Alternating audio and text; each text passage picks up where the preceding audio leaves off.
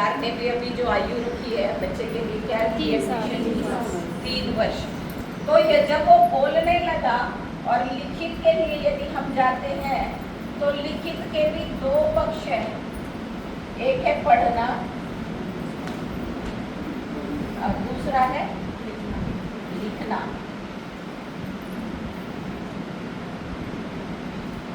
जैसे यहाँ पर सार्थक ध्वनि काम करती थी, यहाँ पढ़ने और लिखने में एक पिक्चर काम करती है, आकृति मतलब पिक्चर, कोई शेप, कोई चित्र, है ना। पढ़ता क्या बच्चा, मान लीजिए मैंने ऐसे ऐसे एक फूल बनाया, है ना, और फिर मैंने कहा कमल का फूल, है ना, मैंने बोला क से कमल। तो ये चित्र भी दिखाती हूँ साथ में या सीधा क बता देती हूँ? चित्र भी दिखाती हूँ साथ में। तो ये चित्र क्या है, आकृति है। और ये क क्या है, ये क तो हम कह रहे हैं उसके लिए ये भी आकृति है, ये भी उसके लिए पिक्चर ही है। जब आप कहती हैं क से कमल तो वो इसको ही देखता है, इसको वो तो हमने कहा क से कमल। तो आगे ये प्रोसेस कैसे काम करता है इसका हम थोड़ा सा अनुभव लेंगे। तो सुनकर पढ़ने के लिए किसकी जरूरत होगी, सुनकर बोलकर पढ़ेगा। अब कैसे पढ़ाते, हमने कहा क से कमल, तो वो भी कहता है क से कमल। तो जैसा सुनता है वैसा ही बोलता है, और सुनकर बोलकर जो हम पिक्चर दिखा रहे हैं उसको पढ़ रहा है। ठीक है, इसका हम अनुभव करते हैं अभी कि बच्चे को कैसा फील होता होगा। हम तो क्योंकि इस बात के तज्ञ हैं, हम मास्टर हैं इस बात के, हम उस भाषा को जानते हैं, तो हमें तो ये बहुत आसान काम लगता है। और आसान काम लगता है और वो नहीं कर पाता है तो हमें गुस्सा आता है, इतनी सी बात भी इसको समझ में क्यों नहीं आ रही है ना, कितना नालायक है, कितनी मोटी बुद्धि है। तो जब कहते हैं हम खुद खा लेते हैं ना रसगुल्ला, जब हम खुद खा लेते हैं तो हमें पता लगता है मीठा है, रसदार है, सॉफ्ट है कि टाइट है। तो ऐसे हम थोड़ा सा अनुभव करेंगे। तो कुछ ऐसे शब्द मैं आपको दिखाऊंगी दूसरी भाषा के, प्रादेशिक भाषा के, तो आप देखिएगा कि आपको उसे समझने में, पढ़ने में कितनी कठिनाई आती है और कैसे फिर वो सहज हो जाते हैं। ये शब्द जरा पढ़ के बताइए क्या लिखा। हम पढ़े लिखे आचार्य बैठे हुए यहाँ पर। क्योंकि जो मैंने अब तक आपको बताया है ना, मैंने कहा सार्थक ध्वनि ही भाषा है। इसका मतलब क्या है कि सुनने बोलने में तो सार्थक चाहिए ही, पढ़ने और लिखने में भी सार्थक, माने मुझको आनी चाहिए। तो मुझको नहीं आ रही है तो मैं इसको पढ़ सकती हूँ? नहीं पढ़ सकती।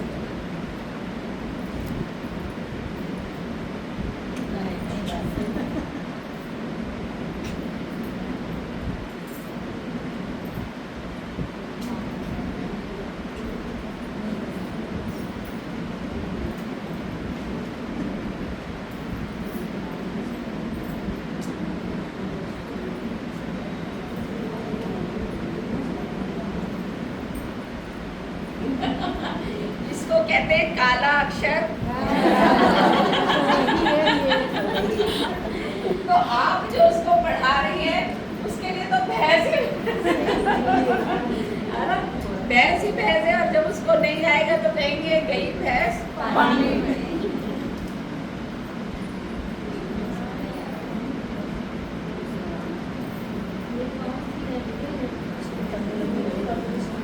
काला अक्षर ही है। क्या नहीं आ रहा ना, अभी देखो आपको ही आ जाएगा, आप ही पढ़ोगे इसको।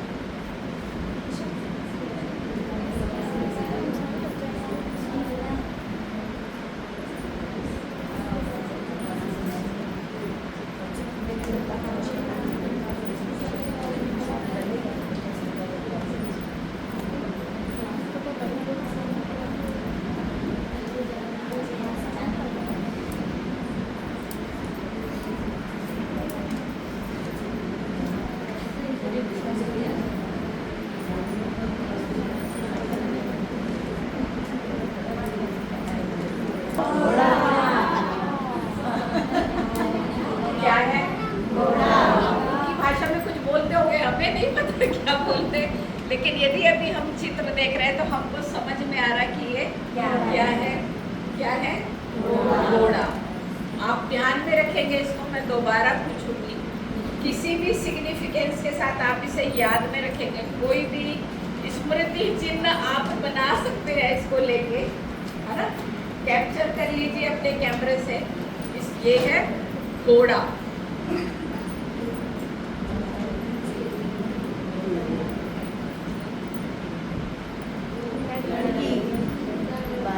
क्या है? देखा ठीक से? क्या है?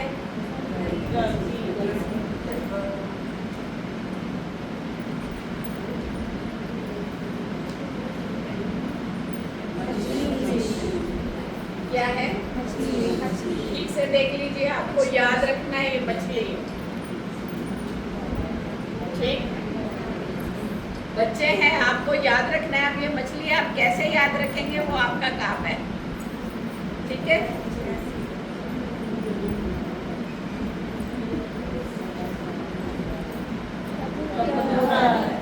वो ऐसे ऐसे बिट्टू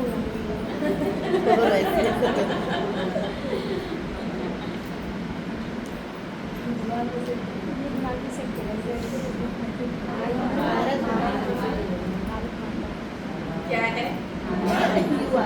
भारत माता। ये बनाना मंदिर। क्या है? ठीक है, ध्यान में आ गया। ये क्या है? मंदिर। ये क्या है?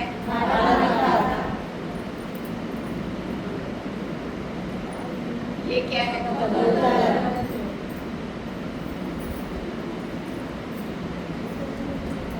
ये कृष्ण मछली।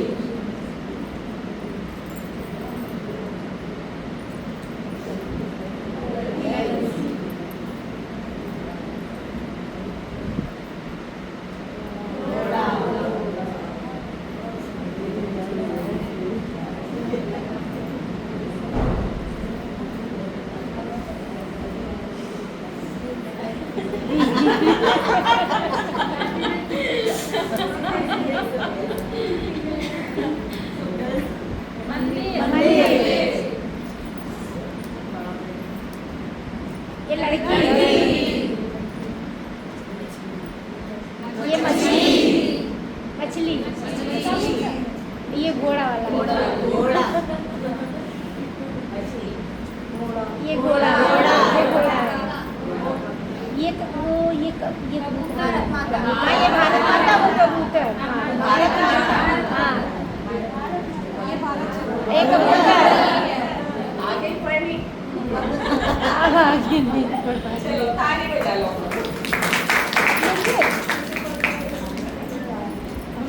अनुभूति हुई है ना? जब वो शब्द दिखाए जा रहे थे तो लग रहा था काला अक्षर, और जब चित्र दिखाया गया तो लगा कि कुछ समझ में आ रहा है। और चित्र क्यों दिखाया गया?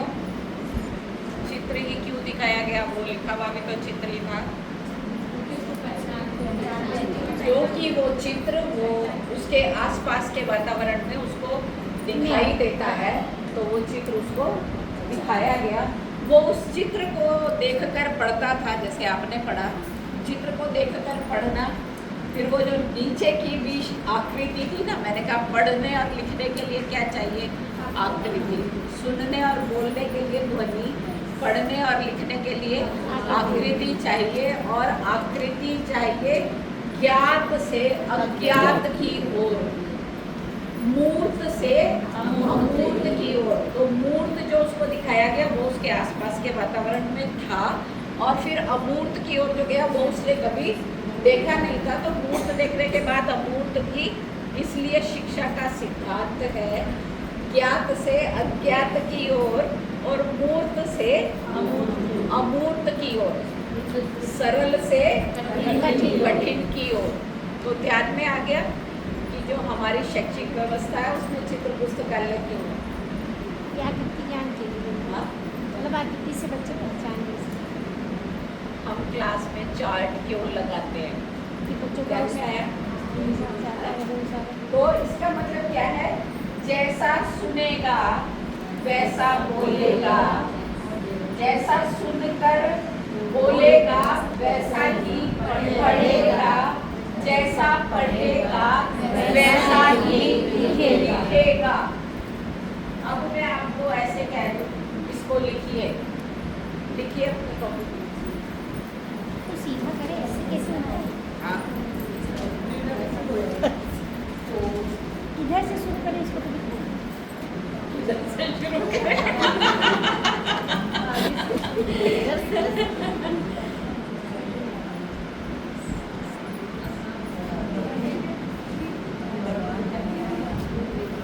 ऐसे डब्लू बना के फिर से पूछ लगा। अभी कबूतर बनाने को कहूँगा, जरा बना के बता दो इसके साथ। ये लिखे दीदी। लिख लिया ना? कैसा लगा लिखने का अनुभव, क्या कहता है आपका? क्या लिखा? कठिन लगा, सरल लगा? कठिन लगा। कठिन लगा। बार देखना पड़ा, है ना? हाथ नहीं चलता था, कर्मेंद्री हमारी चालू है, अब हम बड़े हो गए हैं, कर्मेंद्री हमारी सक्रिय है, लेकिन उसके बाद भी उसको नहीं लिख पा रहे। तो अभी आप उस बच्चे का दर्द महसूस कर सकते हैं।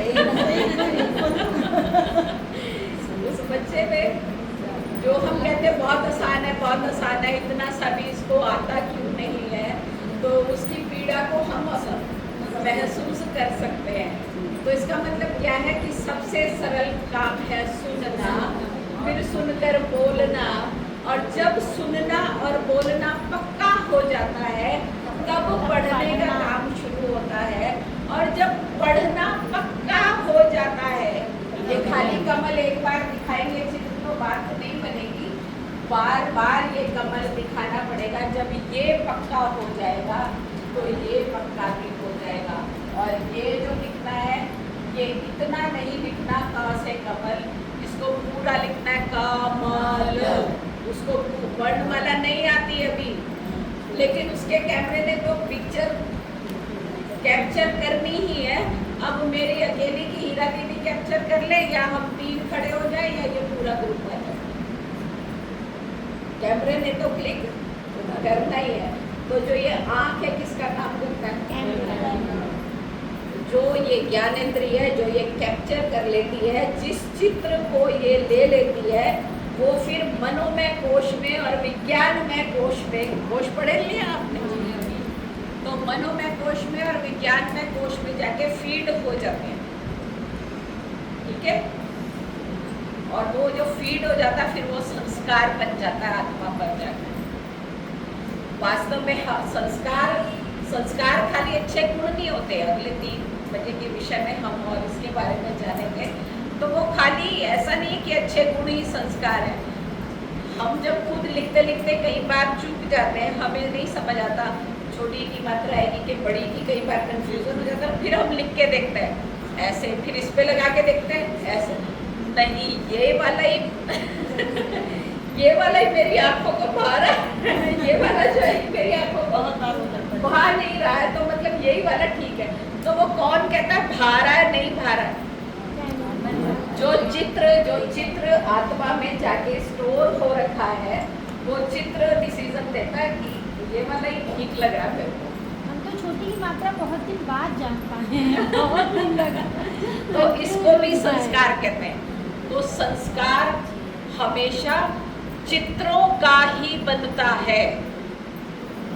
जो मन है हमेशा चित्रों की भाषा ही पढ़ता है।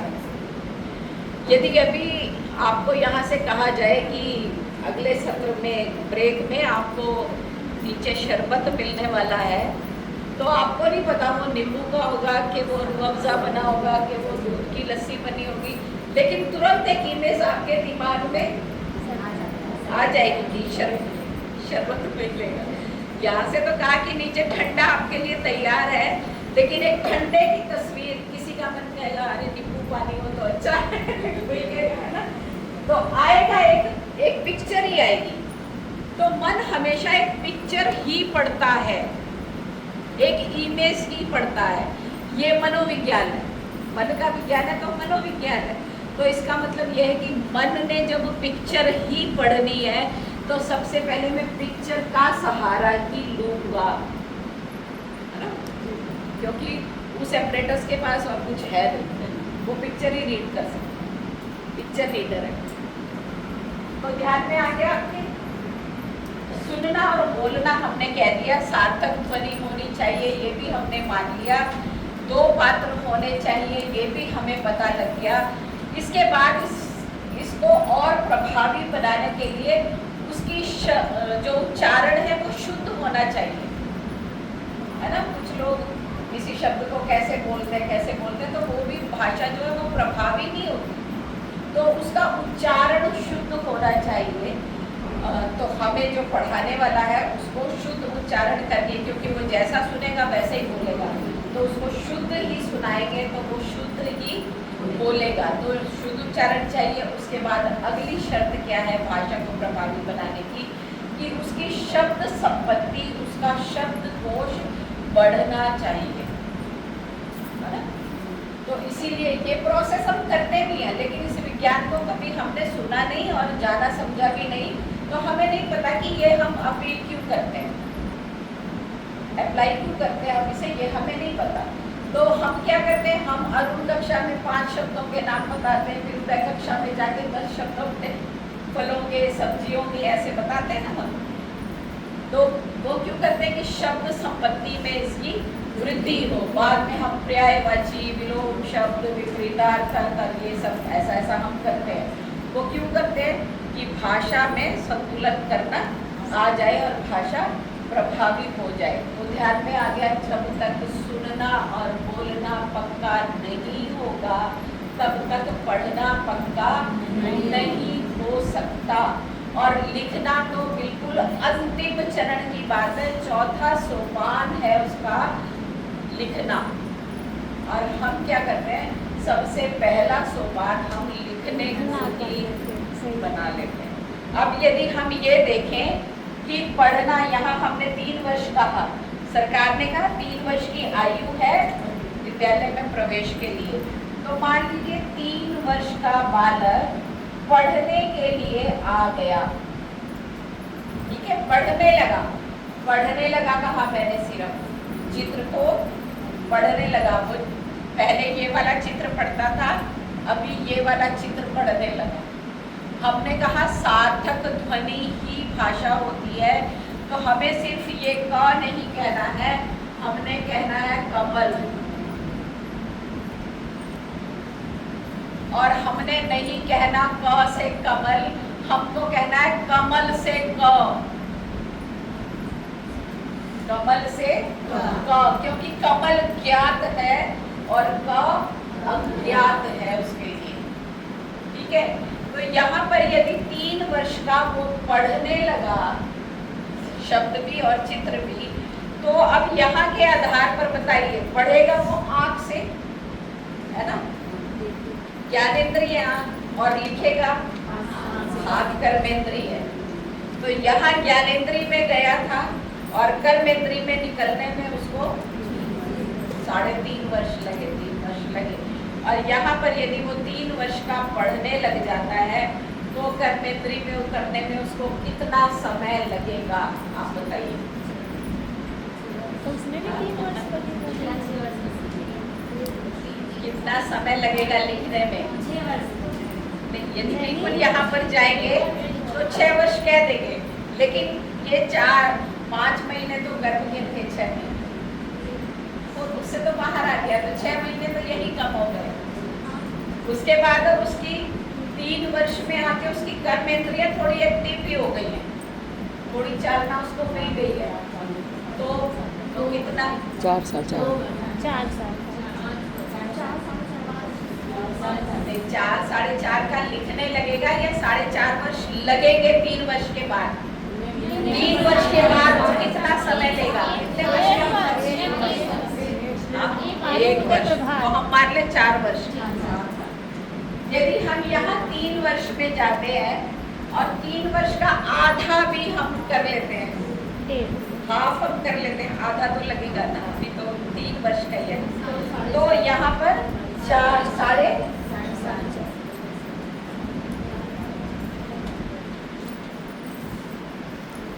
ज्ञानेंद्री से कर्मेंद्री में 4.5 वर्ष का वो, यदि हम मान रहे हैं, अनुमान लगा रहे हैं, वो लिखने लग जाता है, वो मतलब उसकी क्षमता इतनी विकसित हो जाती है, उसकी ज्ञानेंद्रिय और कर्मेंद्रिय में कोऑर्डिनेशन आ जाता है। जब तक कोऑर्डिनेशन नहीं होगा तब तक बाहर कुछ भी निकलेगा नहीं, है ना।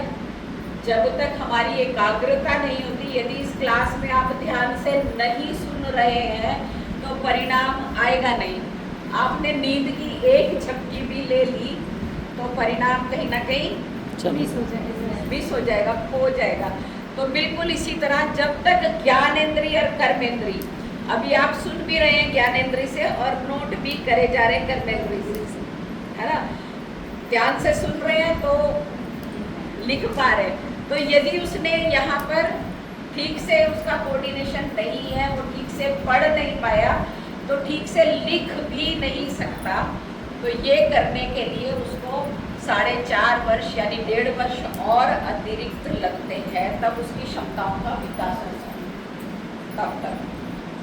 तो इसको हमारे शास्त्रों ने पहले ही बाल मनोविज्ञान के अनुसार इसको समझा है, और हमारे शास्त्रों में जो विद्यारंभ संस्कार की आयु बताई है वो बताइए 4 वर्ष 4 मास 4 दिन। तो हो गया 4.5 का, 4 वर्ष 4 मास हो गए, तो लगभग 4.5 वर्ष का वो आ गया। 4 दिन। तो जब पहले से शास्त्रों ने ये सब बताया है तो बाल मनोविज्ञान के अनुसार बताया होगा ना। तो भाषा का जो विज्ञान है, क्या, क्यों और कैसे, और शास्त्रों ने जो कुछ वर्णित किया वो किसी आधार पर किया, तो हम कुछ ऐसा चमत्कार, कुछ जादू कर सकते हैं क्या कि वो 3 वर्ष का ही लिखना शुरू हो जाए और पढ़ना शुरू हो जाए? पर हम तो कर रहे हैं। आप कैसे कह रहे हो? नहीं, हम तो कर रहे हैं। दीदी अभी तक हमको ये सब चीज़ें पता नहीं थी, इसीलिए हम लोग ये कर रहे हैं, थोड़ा पेरेंट्स का भी दबाव है।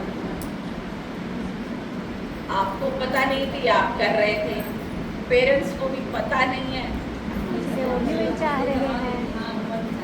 तो जब किसी को पता लग जाए कि भाई ये इतने में, और जब हम जबरदस्ती कुछ काम करते हैं तो उसके क्या क्या दुष्परिणाम आते हैं बताने की जरूरत है आपको क्या? जी दीदी, मैंने देखा दीदी कि आजकल के, जैसे हम लोग 5 साल पे शुरू किए थे पढ़ाई, तो हम लोग हिंदी लिख पा रहे हैं, हिंदी या इंग्लिश कुछ भी जो भी पढ़ रहे हैं।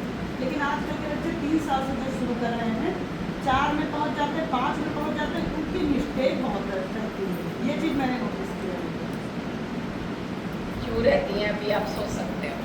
अब दीदी अभी पता उसकी चला। ज्ञानेंद्रिय अभी उतनी सक्रिय नहीं है और उसकी कर्मेंद्रिय तो अभी सक्रियता की ओर है, अभी तो विकासशील है, विकसित नहीं हो गई, विकासशील है, अभी बढ़ रही है उधर। जैसे मैंने आपको कहा आपकी तो विकसित थी, मैंने आपको वो शब्द दिया लिखने के लिए तो आप नहीं लिख पाए, है ना। तो ऐसे ही उसके लिए कठिन काम है। प्लस पॉइंट केवल इतना है कि उसके पास एनर्जी बहुत है, लेकिन उस एनर्जी को हम अपनी अज्ञानता के कारण कहीं इधर उधर भटका रहे हैं। यदि उस एनर्जी को हम सही दिशा में लेकर जाएंगे तो वो सही ट्रैक पर जाएगा और भाषा भी उसकी प्रभावशाली होगी। अब मैंने जो भाषा की प्रभावशाली की बात की, वो कैसे प्रभावशाली होगी? मान लो आप कितनी भी भाषा जानते हो, कितना भी शब्दकोश है आपके पास, लेकिन आपका जो मन है वो खिन्न है ना। प्रेम आप करना तो चाहते हो लेकिन मन उसको, उसमें उमंग उत्साह ही नहीं है, तो कितना भी आप कहो कि बहुत अच्छा सा चेहरा बना के, मैं सुंदर सुंदर शब्दकोश को लेके और मैं कुछ अच्छे अपने भाव अभिव्यक्त करूँगा, तो कर सकते हैं? नहीं कर सकते। तो इसके लिए क्या जरूरी है कि पहले मन उमंग और उत्साह में होना चाहिए। तो जो बच्चा चाहता है, बच्चा तो चाहता है खेलना, है ना। तो जो बच्चा चाहता है वो ना करके हम वो काम उससे करवाना चाहते हैं जो वो कर ही नहीं सकता, करने के लायक ही नहीं है, तो उसका मन और जो 85% विकास एक मानव का, मनुष्य का इस अवस्था में होना चाहिए, वो 85% विकास खिन्नता की ओर उसको ले जाता है।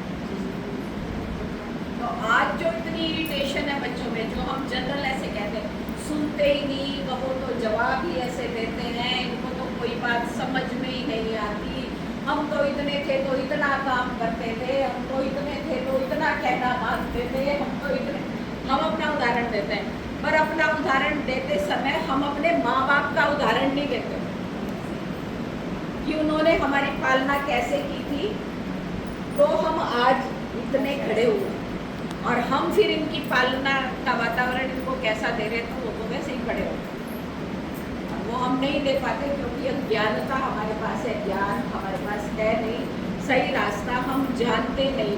तो ये केवल लिखने और पढ़ने का प्रश्न नहीं है।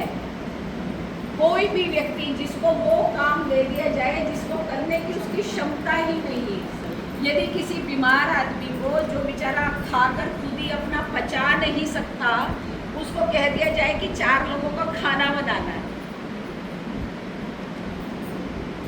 तो कठिनाई आएगी कि नहीं? बना भी देगा, कुछ डंडे का कह लो, कर्तव्य का कह लो, मेहमान आए हैं करने, कुछ भी मजबूरी कह लो, बना भी देगा किसी तरह, लेकिन बनाएगा किस मनोभाव से?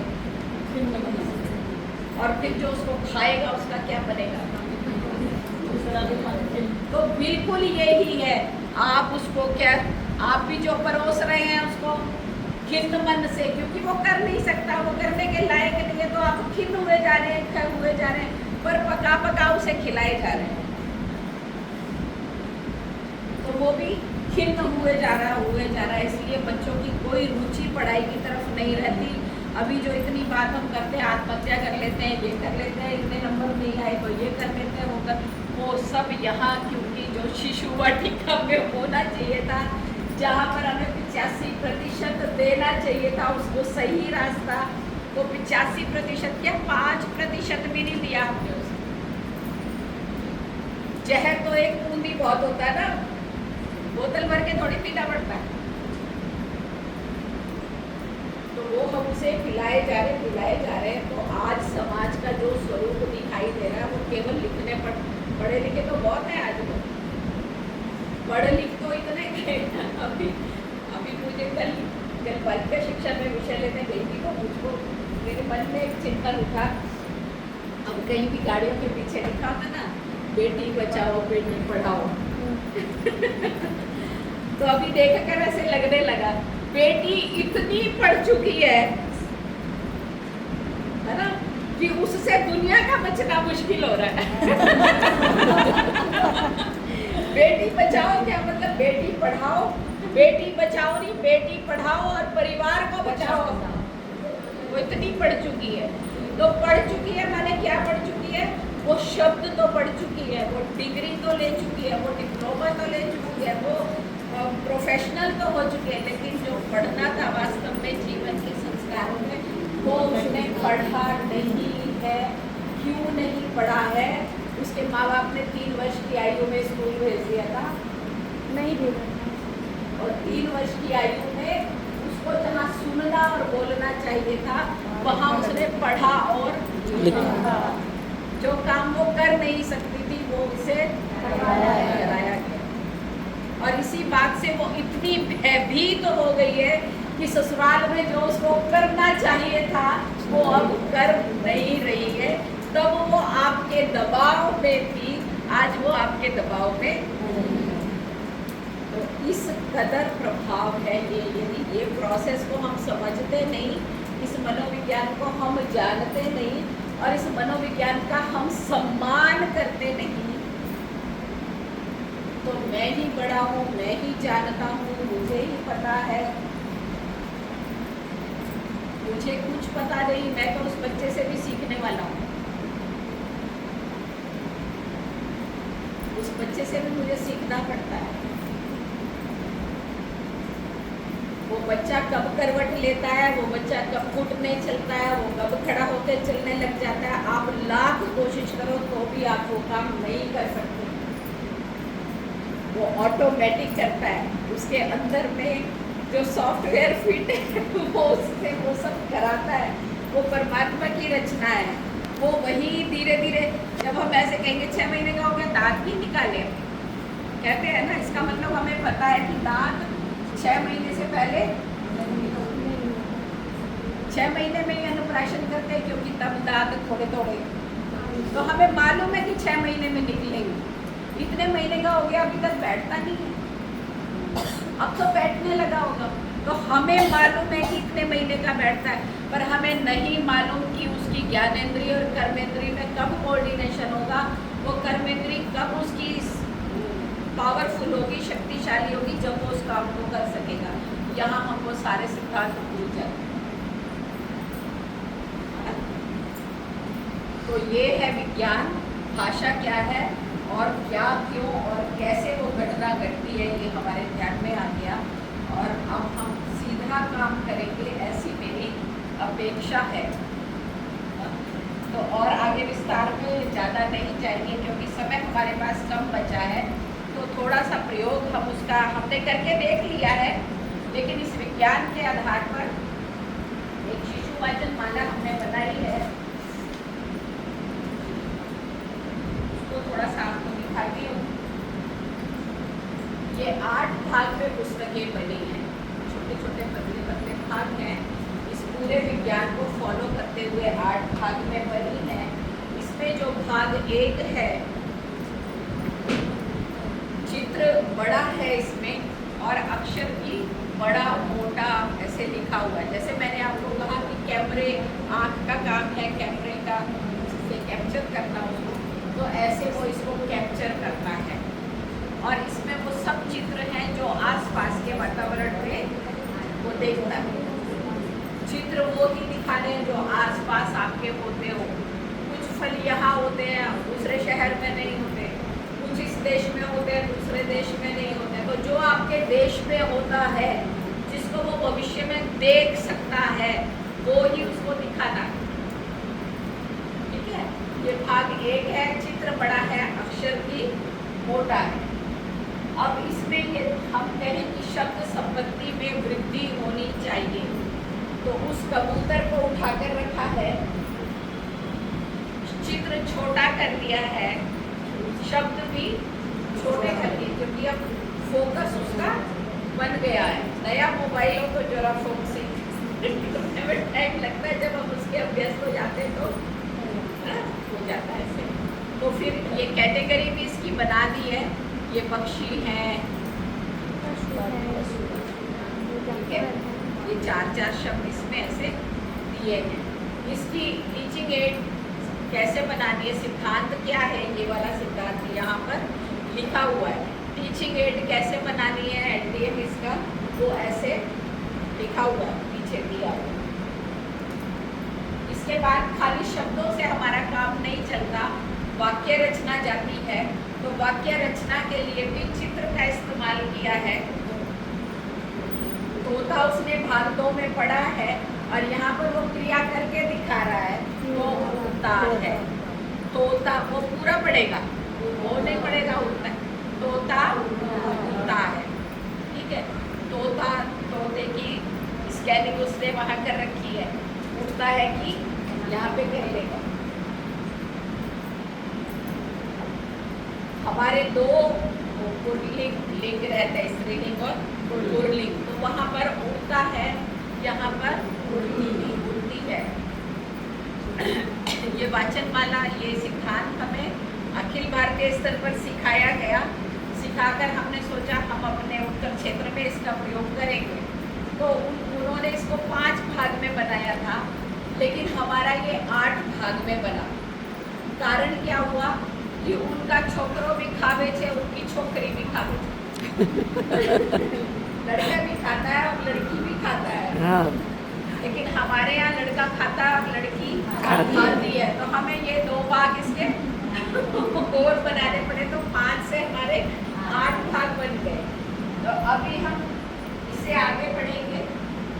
तो जैसे मैंने आपको पहले शब्द दिखाए थे, आपको पढ़ने नहीं आए, फिर चित्र लगाया तो फिर आपको पढ़ने आने लगे। तो ऐसे ही बच्चा वो चित्र देखकर पढ़ने लगेगा, फिर हम चित्र को हटा देंगे और केवल अभी उसने कोई वर्णमाला नहीं सीखी है, कोई मात्रा भी नहीं सीखी है, लेकिन वो इस वाक्य को पढ़ सकता है, होता है। ठीक है, इसी तरह से अगला भाग, जैसे मैंने कहा स्त्रीलिंग और पुल्लिंग बनाना पड़ा, तो फिर चिड़िया, ठीक है। इसके बाद फिर हम बच्चे का थोड़ा इवोल्यूशन करना ही चाहते हैं, तो ये पुस्तक बनाई और इसको यहाँ से काट दिया। लड़का खेलता है, लड़का पकड़ता है, लड़का नाचता है, इसको इधर भी जोड़ सकते हैं। दुर्गा पीता है। तो जो मैंने कहा सार्थक, तो अर्थ निकलता है कि नहीं वो भी वो समझ जाएगा इससे। और जो भाग 8 है वो बिल्कुल उसी तरह स्त्रीलिंग पर बनाया है।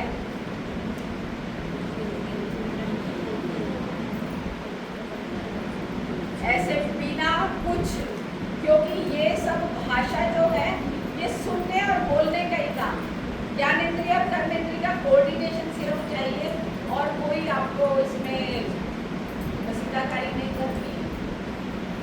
जितना हम करते हैं, जितनी एनर्जी हम लगाते हैं, उतनी एनर्जी का ये काम नहीं है। यदि इस ढंग में, इस विज्ञान की पद्धति से, मनोविज्ञान की पद्धति से यदि हम बच्चे को इस ढंग में वाचनमाला के आधार पर भाषा विकास करते हैं तो बहुत सहजता से और सरलता से हो जाता है। इसके लिए हमें अरुण कक्षा में केवल ये चित्र दिखाना है, उदय कक्षा में ये और ये दोनों दिखाने, शब्द भी दिखाना है। और उदय कक्षा में आप जगह जगह चिट लगा कर रख सकते हैं, खिड़की, दरवाज़ा, मेज, बोर्ड, जहाँ भी संभव हो, जहाँ तक बच्चे आंखें जाती हैं, आप जगह जगह, तो उसकी वोकेबलरी जो है वो बढ़ती चली जाती है शब्द संबंधी। और कैमरा जो है हर समय उसका रनिंग पे रहता है, कैप्चर करता रहता है, तो ऑटोमेटिक उसको आ जाता है। जब आप वो पढ़ेगा खिड़की, तो उसको समझ आता है कि मतलब ऐसे करके कुछ है तो ई की आवाज़ निकलती है। तो यदि ख पे से हटा के फिर आप ई पर लगा दोगे कि ऐसे अब ई गै पर कर दिया मैंने, तो ई बोलेगा वो, उसको अलग से नहीं बताना पड़ेगा। बाद में अभ्यास के तौर पर आप ऐसा काम कर सकते हैं। जो ये इतना काम है सुनना और बोलना, ये अरुण कक्षा के लिए। जो फिर पढ़ने तक का काम है उदय कक्षा के लिए, और जो लिखने तक का काम है प्रभात कक्षा के लिए। मतलब प्रभात कक्षा में जाकर आपके चारों स्टेप्स जो है वो पूरे हो जाएंगे। अब प्रभात कक्षा क्यों रखी एनएमई ने? हम प्रभात कहते हैं, वो तो प्रभात नहीं कहते, मनपट्टी का 3 कहते हैं वो तो फर्स्ट के बीच में और अरुण उदय के बीच में एक ब्रिज बनाने के लिए। और भाषा को किस स्तर तक, तो फिर सेकंड तक भी क्यों दे दिया हमें? क्योंकि सेकंड क्लास तक बच्चा इस लायक हो जाना चाहिए कि वो सुनकर समझकर पढ़ सकता है, सुनकर समझकर बोल सकता है। यानी मेरी बात का जवाब सुनने के बाद समझ भी लेगा। वहाँ बच्चा समझ नहीं रहा है और उसमें समझ नहीं रहा कुछ भी, वो तो फोटो मिले जा रही है, उसको पढ़े जा रहे हैं। लेकिन धीरे धीरे यदि इस स्टेप से हम जाएंगे तो वो सुनकर समझने भी लगेगा, सुनकर समझकर पढ़ने भी लगेगा। मतलब जो पढ़ेगा वो समझेगा उसको कि मैं पढ़ क्या रहा हूँ, और सुनकर समझकर जवाब भी दे सकेगा, प्रतिक्रिया कर सकेगा। ये गुण आज तक हम लोगों में भी विकसित पाया नहीं जाता। हम जो प्रश्न सामने से पूछा जाता है हम उसको समझते नहीं, उसका जवाब तुरंत देने खड़े हो जाते हैं कि मुझसे पूछा गया तो मैं बोलूँगा तो जरूर, चाहे कुछ भी बोलूँ। मैं रहने वाला नहीं हूँ, मैं जानता हूँ, ये तो मैं बता ही दूँगी। लेकिन यदि सुनकर समझकर आप जवाब नहीं देते तो वहाँ पर आप विद्वान सिद्ध होने की बजाय मूर्ख सिद्ध हो जाते हैं। इसलिए जो बात मुझे समझ में ना आए, बेहतर है मैं उसका जवाब दूँ ही नहीं, चुप रह जाऊं। मौन भी एक भाषा है ना? तो इतने विषय में कुछ विषय छूटा है इसमें, क्योंकि ऐसा विषय मैं 2 कालांश में लेती हूँ। एक कालांश में ये सारा और एक कालांश में वो पुस्तकों का अभ्यास। एक कालांश मिला है तो एक में ही काम किया है। इसमें मोटे तौर पर यदि हम ये देख लें कि भाषा विकसित करने के लिए शिशु वाटिका में क्या किया जाता है, क्योंकि भाषा सिर्फ, मैंने शुरू में ही आपको कहा, केवल शब्द बोलना भाषा नहीं है। आप कितने ठहराव के साथ, कहाँ पर जल्दी बोलना है, कहाँ पर रुककर बोलना है, कहाँ पर चेहरे के हाव भाव दिखाना है, कहाँ पे बॉडी लैंग्वेज आती है, ये सब भी भाषा है। कई बार आप कुछ भी नहीं बोलते लेकिन फिर भी बहुत कुछ बोल जाते। तो क्या बोलता उस समय? आंखें बोल के। मेरे को पसंद नहीं आया, मैंने ऐसा तो नहीं कहा अच्छा नहीं है, मैंने बोला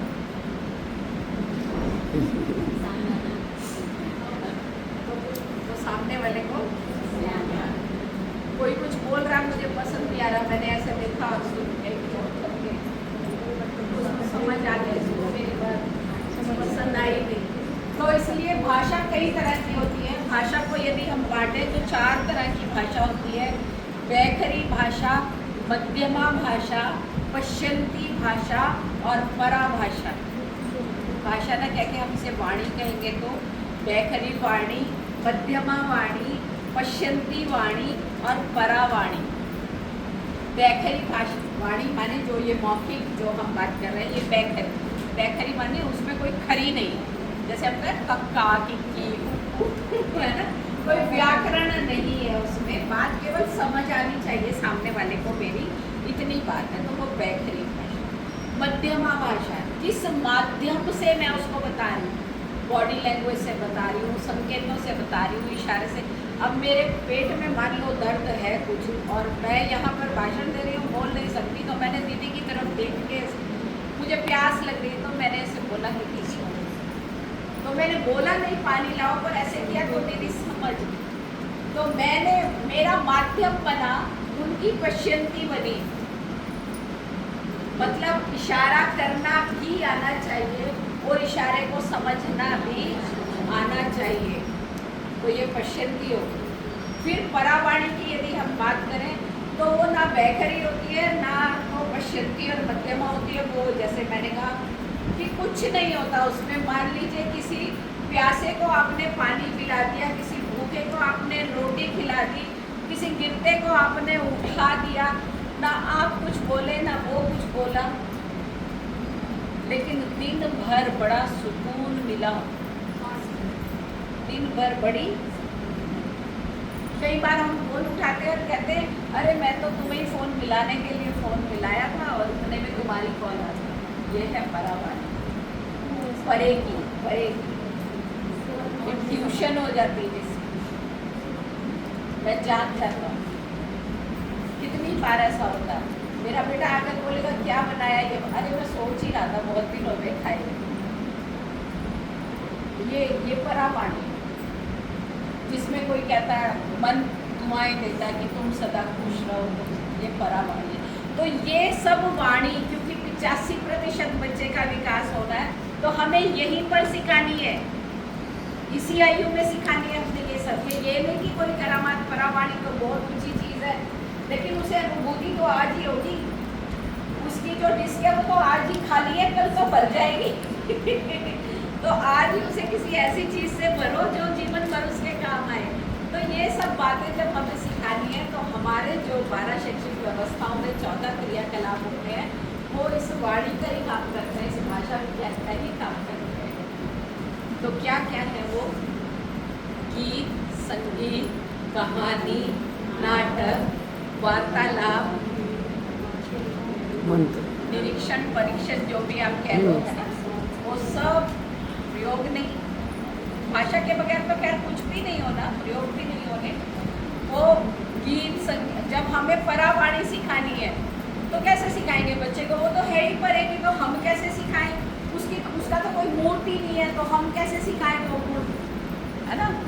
तो फिर हम गीत गाकर सिखाते हैं, दाना खाकर चिड़िया बोली सदा सुखी हो मेरे भाई। फिर हम उसे क्रियाकलाप वहाँ ले जाते हैं कि चिड़ियों को पानी पिलाओ, चिड़ियों को दाना खिलाओ। जो वो खिलाता है उसका मन बड़ा। मैं अभी कहीं पढ़ रही थी और उसमें था कि अभी हम पंचकोश पढ़ रहे हैं, अन्नमय कोश से आनंदमय कोश तक जाना है। यही मनुष्य की यात्रा है कि अन्नमय से निकलकर वो आनंदमय तक पहुंच जाए। लेकिन वो देखो कि क्या क्या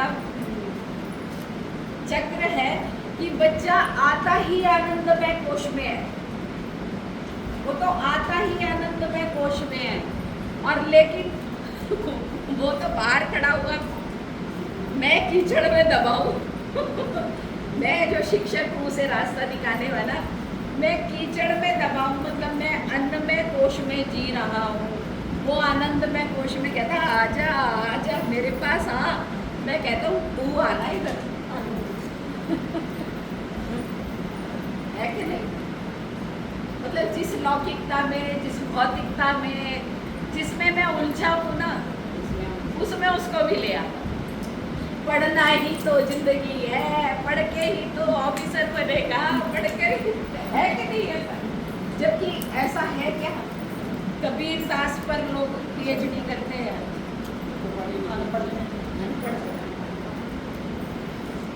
तो वास्तव में शिक्षा क्या है?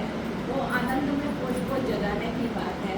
तो एक पावर हाउस से, एक चार्जिंग प्लग से मोबाइल चार्ज हो सकता है कि नहीं हो सकता? लैपटॉप चार्ज करते कि नहीं करते हम? तो वो तो चार्ज है पूरा, मुझे चार्ज होने की ज़रूरत है उसके द्वारा। इसका मतलब क्या? मैं उसे नहीं सिखा सकती, वो कहाँ खड़ा है, उससे मुझको सीखना है। मैं केवल उसको सिखाने के लिए वातावरण दे सकती हूँ।